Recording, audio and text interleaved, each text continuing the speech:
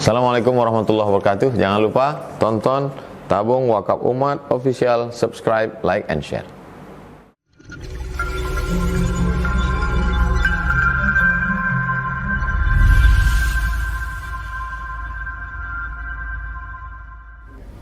Bismillahirrahmanirrahim. Assalamualaikum warahmatullahi wabarakatuh. Waalaikumsalam warahmatullahi wabarakatuh. Alhamdulillah wassalatu wassalamu ala Rasulillah wa ala alihi wa sahbihi wa man tabi'ahu wa mawala. Alhamdulillah, setiap hari Jumat dan Sabtu pekan kedua setiap bulan kita berada di Pekanbaru. Dari mulai khutbah Jumat dilanjutkan dengan bagi-bagi sembako, beras, bantuan, rehab rumah sampai petang.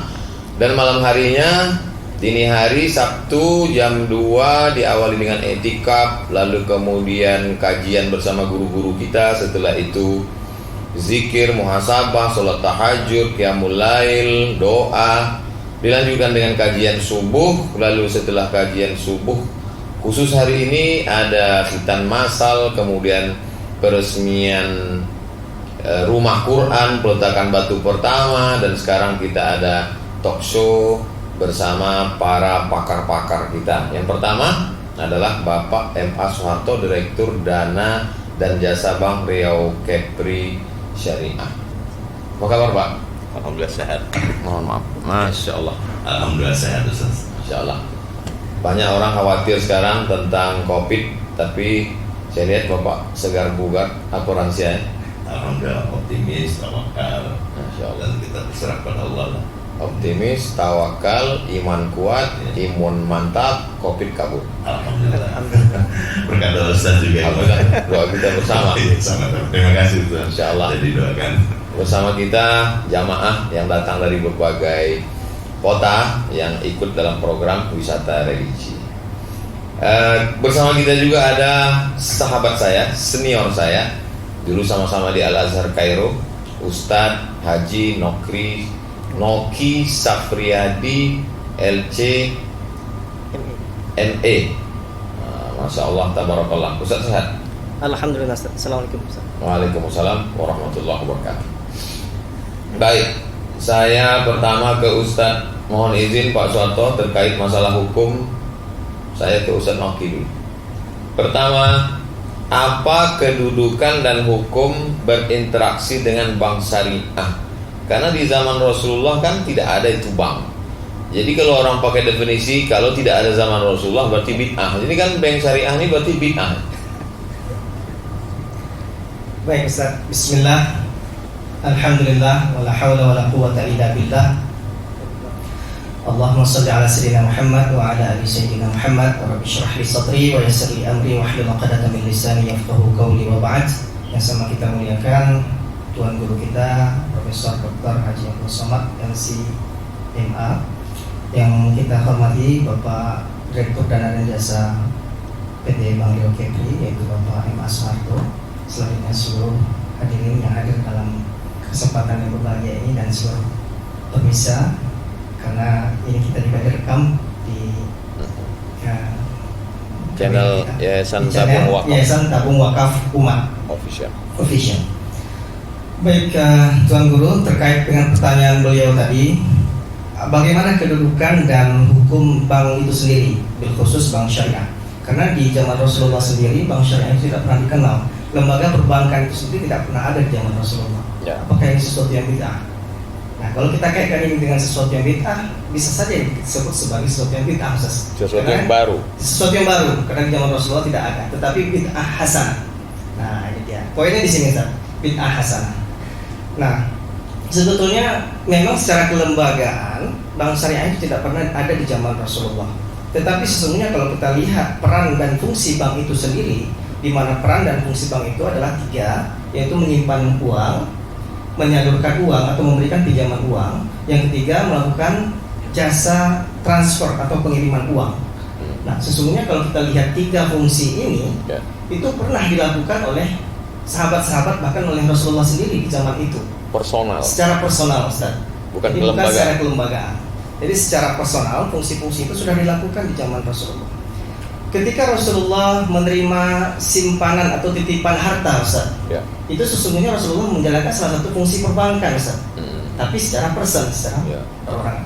Tentu saja Rasulullah dalam hal ini menerima titipan harta atau uang dari masyarakat kota Mekah ketika itu dalam rangka untuk menjaga, melindungi, sehingga beliau digelari sebagai Al-Amin, karena beliau adalah orang yang amanah. Nah, pada masanya nanti ketika Rasulullah di akhir-akhir beliau ketika di Mekah akan hijrah ke Madinah, beliau perintahkan Sayyidina Ali untuk mengembalikan harta titipan ini kepada pemiliknya. Dalam konteks ini, harta yang dititipkan oleh Rasulullah tidak memanfaatkannya sama sekali, hanya murni menitip saja. Itu salah satu fungsi perbankan ketika itu. Kemudian sahabat Rasulullah yang lain, yaitu Zubair ibnu Awam, beliau tidak menerima titipan harta, tetapi dalam bentuk pinjaman yang diterimanya. Sehingga konsekuensi dari pinjaman yang diterima oleh Zubair ibnu Awam ini, yang kita sebut dalam istilah fikih kemudian qard, Ustaz, implikasinya ada dua. Kalau pinjaman ini itu bisa dimanfaatkan oleh si penerima pinjaman, dia putar untuk modal usaha dan seterusnya. Kemudian implikasi kedua, ketika dikembalikan pinjaman ini kepada si pemilik pinjaman itu sudah dalam keadaan utuh, Ustaz. Nah, ini konsep lain dari fungsi perbankan di zaman itu. Kemudian di sisi lain kita lihat sahabat Ibnu Abbas di dalam sejarah juga pernah melakukan pengiriman uang ke Kufah, Ustaz. Kemudian juga di sisi lain kita lihat ada sahabat Rasulullah Abdullah ibnu Zubair itu melakukan transaksi transfer uang kepada adiknya Mis'ab ibnu Zubair di Irak ketika itu. Dari Madinah? Dari Mekah. Kebetulan di Mekah mengirim uang ke adiknya di Irak ketika itu. Kemudian juga penggunaan cek juga dikenal ketika itu, sebagaimana meningkatnya volume perdagangan ketika itu di negeri Syam dan Yaman yang diabadikan di dalam Al-Quran. Ahlat asyita was-saif. Setidaknya 2 kali dalam setahun itu ada transaksi perdagangan di dua musim dan di 2 wilayah yang ketika itu menjadi pusat bisnis terbesar di era itu. Itu menggunakan cek, Ustaz. Cek sudah dikenal ketika itu. Bahkan juga Sayyidina Umar ibn Khattab itu menerbitkan cek, yang cek itu dia berikan kepada orang-orang yang berhak menerimanya untuk ditebus atau diambil kemudian dicairkan ke Baitul Mal dalam bentuk gandum-gandum, Ustaz. Sebagai bawa cek ke Baitul Mal cair dalam bentuk gandum. Nah, itu untuk memberikan tunjangan pada orang-orang yang berhak menerimanya, Ustaz. Nah, konsep ini sudah dikenal ketika itu. Praktek-praktek ini sudah dikenal, walaupun secara kelembagaan bank syariah itu sendiri belum pernah ada. Nah, bagaimana kemudian konsep ini, fungsi-fungsi perbankan yang dilakukan secara pesat ini ditransformasikan dalam era modern, ya, mulai dari zaman setelah zaman Rasulullah, zaman Khilafah Abbasiyah, Khilafah Rasyidin, kemudian juga di era Eropa Renaissance sampailah ke era modern kita hari ini, Ustaz. Dalam transformasi itu maka lahirlah bank syariah sebagai refleksi dari bagaimana kita memahami konteks fikih muamalah kita di zaman dulu, kemudian kita transformasikan di dalam konteks transaksi perbankan modern hari ini, Ustaz. Nah, di dalam kaidah di dalam fikih muamalah kita kenal al-aslu fil muamalat al-ibahah illa ayadulla dalil ala tahrimiha. Hukum segala sesuatu di dalam muamalah itu adalah boleh sampai ada dalil yang mengharamkannya. Nah, sejauh ini tidak ada yang mengharamkan bank syariah secara kelembagaan sampai ada dalil yang mengharamkannya. Yang mengharamkannya, janganlah engkau makan riba, janganlah engkau bertransaksi yang maisir mengandung unsur spekulasi, janganlah engkau bertransaksi yang mengandung unsur gharar, ketidakpastian, jangan menipu, jangan ghish. Itulah hal-hal yang dilarang dalam muamalah. Sepanjang itu bisa kita eliminir dalam transaksi perbankan kita, tidak ada riba, tidak ada maisir, tidak ada gharar, tidak ada tadlis, tidak ada ghash, maka itulah yang kita sebut sebagai bank syariah kita hari ini. Barangkali demikian, Ustaz. Jadi substansi bank syariah pernah dilaksanakan. Pernah dilaksanakan di zaman Rasulullah, walaupun oleh person. Ya, intinya kita memahami jangan secara casingnya mana bank itu, karena tidak ada. Tapi cara kerja bank sudah terlaksana. Sudah terlaksana di zaman itu. Zaman Rasulullah saja. Ya. Masya Allah. Sekarang kita beralih ke Pak M. Aswarto. Pak M. Aswarto kan lama berkecimpung di bank syariah, hampir mungkin 20 tahunan. Apa kebaikan dan keunggulan bank syariah, Pak? Baik. Assalamualaikum warahmatullahi wabarakatuh. Waalaikumsalam warahmatullahi wabarakatuh. Yang saya hormati Ustaz Abdul Somad, Ustaz Nogi. Saya langsung jawab nih, Ustaz. Jadi tadi sudah disampaikan prinsip-prinsip di bank syariah itu kan tadi dengan Ustaz Naki disampaikan ada istilahnya maghrib, ada maisir, qoro, riba dan sebagainya. Hal ini adalah aspek yang dipegang dan menjadi landasan industri bersyariah berdiri. Jadi tidak ada saling menzolimi. Jadi bermuamalah kita itu betul-betul ajas keseimbangan. Makanya di dalam bank syariah nasabah itu bukan bukan disampaikan disebut deposan, dia investor. Jadi bank syariah itu sebagai mediasi saja, di mana ketika nasabah menempatkan dananya sebagai saiful mal dan bank berfungsi sebagai mudharib, begitu jika dia menempatkan dananya di dalam bidang sektor real, bank sebagai saiful mal dan nasabah menjadi mudharib. Nah, karenanya ajas keseimbangan ini makanya dikenal di dalam bank syariah ada akadnya, ada yang disebut mudharabah, ada yang kalau partnership itu disebut musyarakah, bahkan kalau ingin beli putus juga ada, seperti transaksi yang dilakukan oleh Rasulullah pada saat itu berjual beli menggunakan akad jual beli atau murabahah, sehingga tidak ada saling keikhlasan itu terjadi. Jadi manfaatnya sangat besar, di mana kita bisa berbagi hasil ketika nasabah revenue-nya menurun, tetapi ketika nasabah atau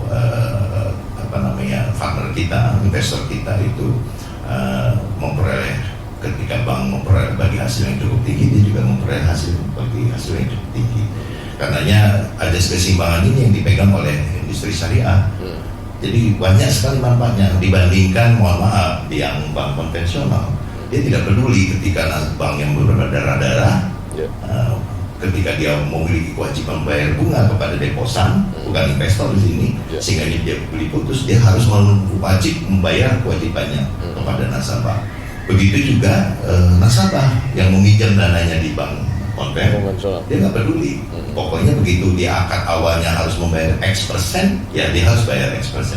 Jadi ada situ yang banyak dilakukan oleh bank syariah, sehingganya menurut kami sebagai praktisi ini sangat bermanfaat sekali, dan memang ini menjadi pedoman dalam hal bank syariah beroperasi di Indonesia atau di dunia, gitu. Kira-kira seperti itu. Mengedepankan prinsip akhlak.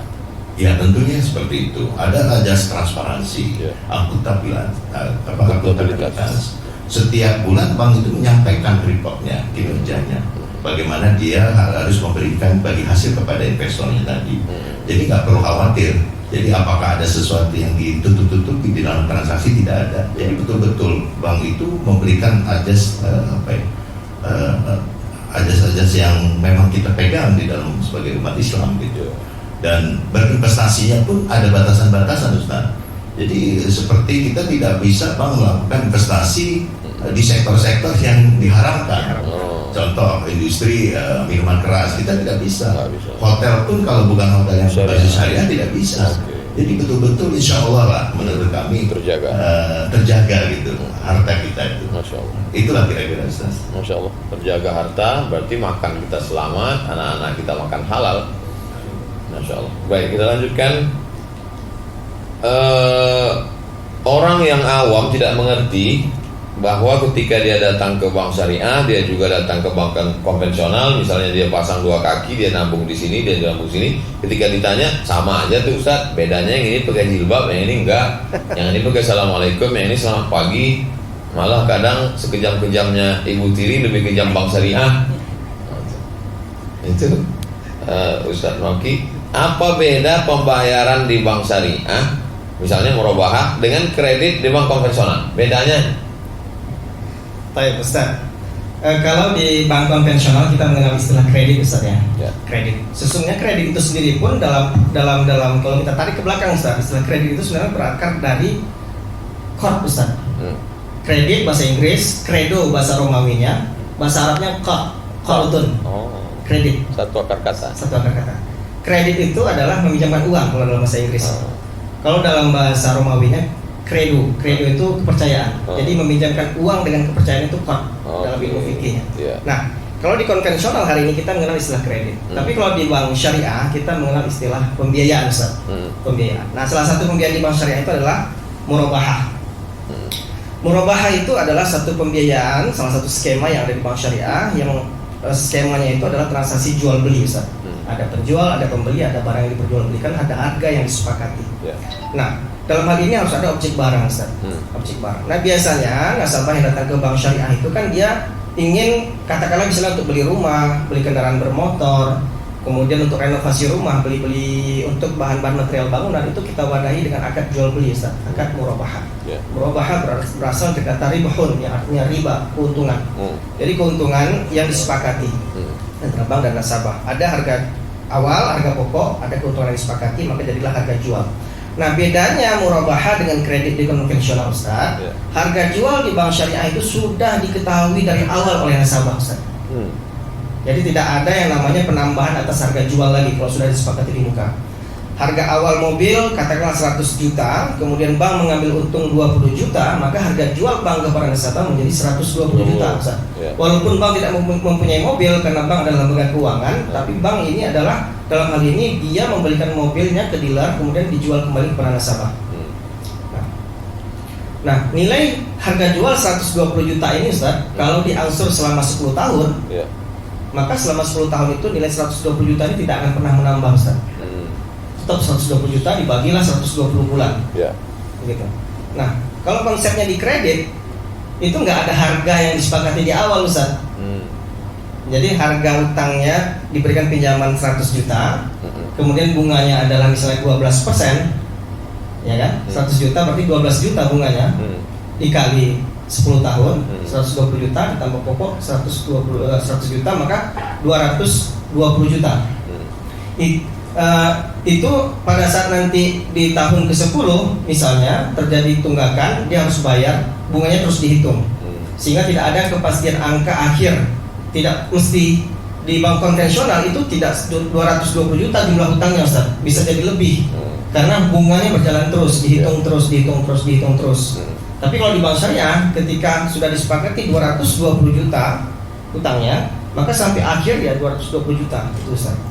Nah, itu perbedaannya. Maka kalau nasabah ingin memiliki rumah, memiliki kendaraan bermotor, ataupun mengajukan pembiayaan dalam rangka renovasi rumah, itu konsepnya kalau datang ke bank syariah, jumlah hutangnya tidak akan bertambah.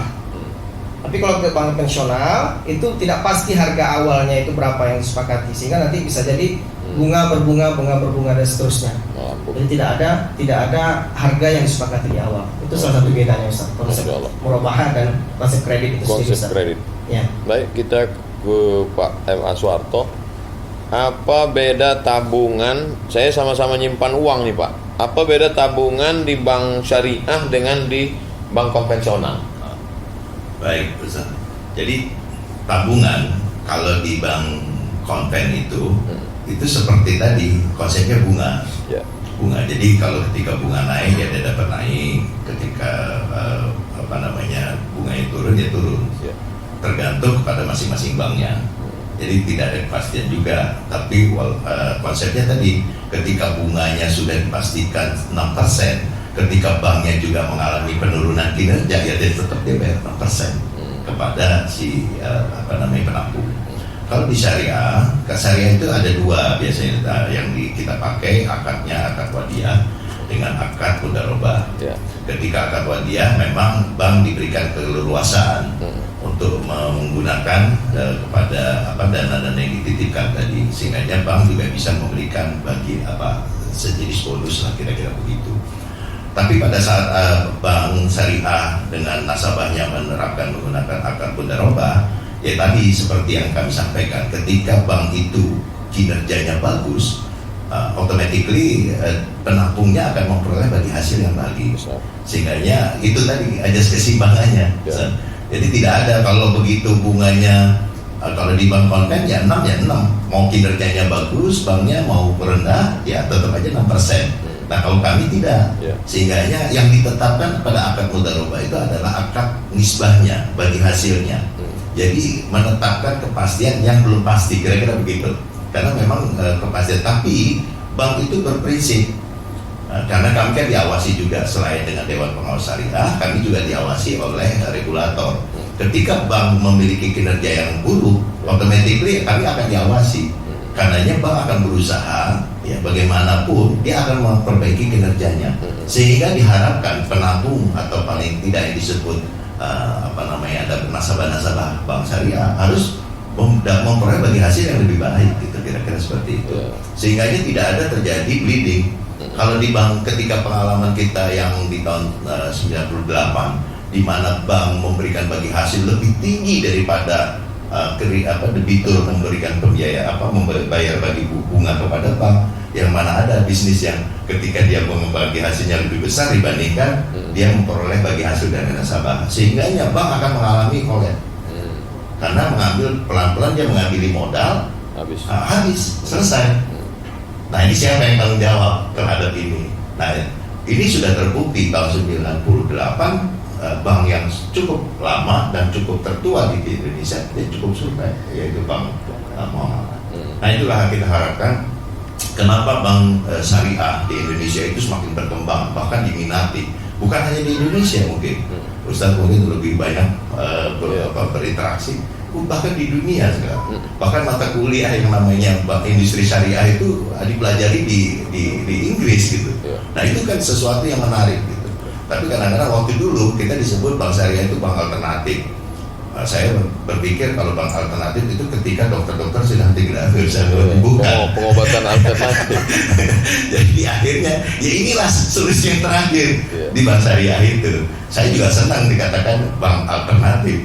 Jadi kalau ini sudah tidak bisa selesai, pindah ke sini. Ujungnya yaitu ya insya Allah lah, kalau bank syariah itu kan ada banyak cukup yang diawasi, terutama di dalam transaksinya diawasi oleh Dewan Pengawas Syariah yang in charge.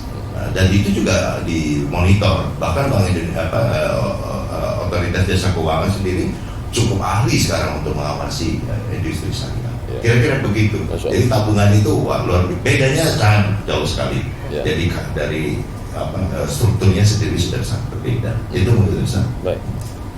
Saya meletakkan uang saya di bank konvensional, lalu kemudian saya letakkan juga di bank syariah misal. Lalu ketika teman saya bertanya, dari bank ini dapat, dari ini dapat juga. Terus apa bedanya? Bedanya yang ini namanya bunga, yang ini namanya bagi hasil. Sama aja itu. Jadi gimana menjelaskannya? Baik Ustaz, tadi di Pak Harto sudah disinggung ya tentang bedanya tabungan syariah dan tabungan konvensional. Sekarang bedanya bagi hasil dengan bunga, Ustaz ya. Kan beda istilah aja tuh katanya kan gitu, Ustaz. Nah, kita akan jelaskan, Ustaz. Sesungguhnya esensinya berbeda, Ustaz. Kalau bunga itu, Ustaz, persentase yang sudah ditetapkan di muka yang menjadi syarat dari tambahan pinjaman uang. Ya, saya berikan pinjaman uang kepada Ustaz 10 juta misalnya. Bayar 2% misalnya. Berarti 1.200.000 rupiah. Nah, 200.000 rupiah atau 2% dari 10 juta itu, itulah tambahan dari nilai pinjaman. Nilainya sudah fix di muka. Uang 10 juta tadi Ustaz putar dalam bentuk usaha, menghasilkan hasil usaha, itu diabaikan Ustaz. Pokoknya berapapun hasil usaha dari 10 juta itu, Ustaz tetap bayar ke saya 200.000, fix di muka. Ustaz mau untung, Ustaz mau rugi, Ustaz mau impas, bayar 200 juta, fix. Bedanya dengan bagi hasil, sama-sama persentase juga dia Ustaz. Tapi persentasenya bukan dari nilai pinjaman, dari hasil usaha Ustaz. Hasil usaha, dari hasil usaha. Jadi nilai 10 juta tadi, itu diputar dengan sebagai modal usaha, menghasilkan hasil usaha atau pendapatan. Pendapatan itulah yang dibagi hasilkan setiap bulan kepada si pemberi modal, si investor. Nah, dalam hal ini adalah nasabah menabung dengan tabungan mudharabah, ya, dengan konsep bagi hasil. Maka nilai 10 juta tadi oleh bank syariah diputar, dikelola sehingga menghasilkan pendapatan. Nah, pendapatan ini kalau misalnya pendapatannya itu 500.000, maka berbagi dari 500.000. Pendapatan yang dihasilkan 1 juta berbagi dari 1 juta. Pendapatan yang 100.000 berbagi dari 100.000, Ustaz. Nah, dari hasil. Dan persentase yang ditetapkan di muka itu adalah nisbah dari hasil usaha. Persentase itu adalah rasio. Nisbah itu adalah rasio dari bagi hasil. Misalnya ditetapkan kita bagi hasil ini berdua 50-50, Ustaz. Jadi kalau pendapatannya itu 100.000, Ustaz dapat 50, saya dapat 50 sebagai saya sebagai bank, Ustaz sebagai investor. Maka saya dapat 50 sebagai investor, Ustaz sebagai nasabah penabung dapat 50.000. Bulan depan ternyata hasil 10 juta tadi menghasilkan 1 juta, Ya. maka saya sebagai bank dapat 500, Ustaz dapat 500.000.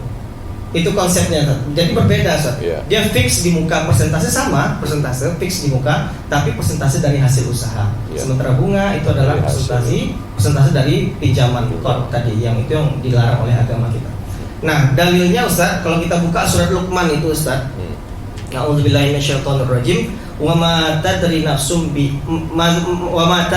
madza taksibu ghadan wa ma tadri nafsum bi ayyi ardin tamut.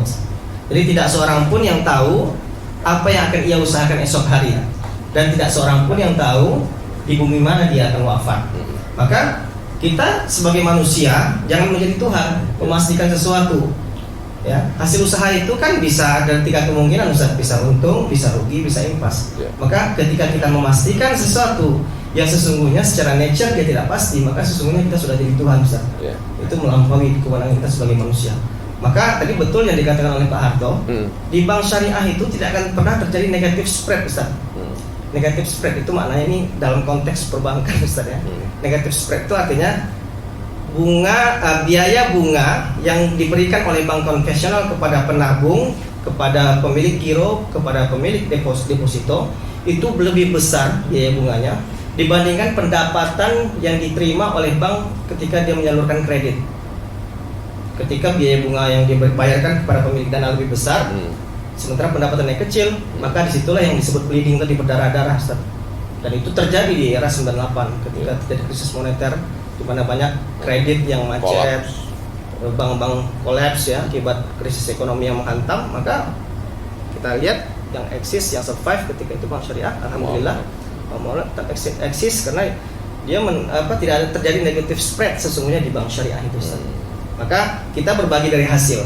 Berapa hasil yang kita terima sebagai bank syariah, sebagai mudharib, itulah yang kita bagi hasilkan kepada pemilik dana. Besar hasil yang kita terima, maka besar bagian dari pemilik dana dan kita sebagai bank, sebagai mudharib. Itu kira-kira, Ustaz, keunggulan bank syariah dan bedanya antara bagi hasil dan bunga, Ustaz. Setelah teman sahabat melihat video, kemudian dia bicara dengan yang sudah berhasil di bank syariah, lalu kemudian tertarik untuk berinvestasi, untuk mudharabah, untuk murabahah. Tapi saudara, teman, sahabat, tetangga kita ini non muslim. Sementara ini kan namanya Islamic Bank, bank syariah. Apakah non muslim juga bisa berkontribusi, melibatkan diri dalam transaksi ini? Baik, Ustaz. Jadi bank syariah itu kita itu konsepnya rahmatan lil alamin. Jadi bermuamalah. Ya bermuamalah pada siapapun. Jadi ketika bank tidak memandang agama apapun. Jadi kita konsepnya berbagi hasil di dalam konsep berniaga gitu. Sehingganya siapapun boleh melakukan interaksi dengan bank. Bahkan beberapa praktisi itu terlibat juga, ada beberapa yang non muslim malah, yang dia pelajari tentunya tentang berkaitan dengan industri syariah, industri bank syariah tadi. Jadi tidak perlu khawatir. Jadi umat siapapun bisa melakukan interaksi dengan kami, dan beberapa nasabah kami ya non muslim, bahkan mereka cukup comfort dengan bank syariah transaksi, karena ketika menggunakan akad jual beli, mereka sudah memastikan kira-kira kalau mereka melakukan investasi, saya harus menetapkan untung saya sekian misalkan. Ketika berbagi hasil ke bank ada 10%, dia paling tidak berusaha akan memperoleh keuntungan sekitar di atas 10%. Jadi merasa nyaman sebenarnya dengan bank. Namun ketika dia menggunakan akad-akad mudharabah atau musyarakah, ketika dia membutuhkan dana-dana modal kerja, dia juga merasa nyaman. Ketika bagi hasilnya juga rendah, ya automatically berbagi hasilnya juga rendah. Jadi memang harus kita pahami secara ekosistem sebenarnya bank syariah itu milik siapapun. Jadi nggak perlu khawatir, kepada siapapun yang ingin melakukan transaksi dengan bank syariah, silakan. Kira-kira begitu, Ustaz. Tambahan, Ustaz. Ya, silakan. Tentang non muslim apakah boleh menjadi nasabah, pemilik, bahkan pegawai di bank syariah. Jadi yang perlu kita pahami sesungguhnya bank syariah itu bukan masjid, Ustaz. Artinya kalau masjid kan kita umat muslim saja yang bisa masuk. Tetapi kalau bank syariah ini ibaratnya pasar, ya Pak Sarto ya. Ibarat pasar, Ustaz. Siapa saja boleh datang berdagang ke situ, silakan. mau muslim mau non muslim silahkan datang berdagang di pasar umat Islam sebagaimana yang terjadi di Madinah ketika itu di zaman Rasulullah. Jadi siapa saja boleh datang berdagang, tetapi yang dipakai adalah kaidah-kaidah syar'i. Bahwasanya tidak boleh ada maisir, tidak boleh ada gharar, tidak boleh ada tadlis, ghish, tipu, curang dan sebagainya. Man wasyana falaysa minna, kata Rasulullah. Silakan datang. Mau pemilik, mau jadi pegawai, mau jadi nasabah. Bahkan Rasulullah sendiri juga dulu bertransaksi dengan seorang Yahudi. Dalam hadis Aisyah dikatakan karena Rasulullah sallallahu alaihi wasallam ishtara ta'aman min Yahudi wa rohanahu dir'an min hadid. Rasulullah membeli bahan makanan dari seorang Yahudi secara tangguh, kemudian menggadaikan baju besinya kepada si Yahudi itu. Sampai masanya nanti Rasulullah tebus, tapi ternyata Rasulullah tidak jadi menebus karena sudah keburu wafat. Nah, ini menunjukkan salah satu bukti bahwasanya Rasulullah juga berniaga atau bertransaksi dengan umat Yahudi, dengan non muslim. Jadi sekarang banyak kita lihat Ustadz, bank-bank syariah berkembang dengan baik di Indonesia ini, pemiliknya juga tidak hanya dari kalangan muslim saja, juga non muslim. Bahkan pegawainya juga ada yang non muslim Ustadz. Sepanjang mereka juga bisa menerapkan kaidah-kaidah syariah dalam transaksi bisnis bank syariah mereka. Wallahu a'lam. Baik. Ya, yang penting ada DPS-nya kan. Yang penting ada DPS. Syariah. Ada Dewan Pengawas Syariah. Masya Allah, menarik dialog kita tentang ekonomi syariah. Di situ kita lihat bahwa bagaimana prinsip persamaan sesama manusia, prinsip keadilan, prinsip menghindarkan diri dari tipu daya, ketidakpastian, prinsip-prinsip Islam yang rahmatan lil alamin ini justru semakin terlihat dengan diterapkannya ekonomi syariah, terutama dalam dunia modern saat ini yang kita kenal dengan Islamic Bank, di tempat kita bank syariah. Nantikan dialog-dialog hangat terkait berbagai macam tentang masalah akidah, masalah fikih, masalah akhlak, masalah ekonomi. Tetap saksikan channel Yayasan Tabung Wakaf Umat Official. Jangan lupa subscribe, like, and share, komen. Karena ini hasilnya kita juga bagikan untuk kembali ke wakaf.